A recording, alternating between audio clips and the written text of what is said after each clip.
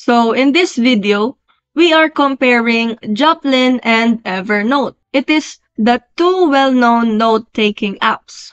So, first, in Joplin, it is an open-source alternative focused on privacy. Its pros are it is free to use, and it supports Markdown, and it also offers encryption. While its cons are fewer features, of course, because given that it is free, and for collaboration and task management, as I've said earlier, it only has a fewer features. While on Evernote is a feature-rich note-taking application designed for productivity and cross-device sync, as well as robust search functionality and templates.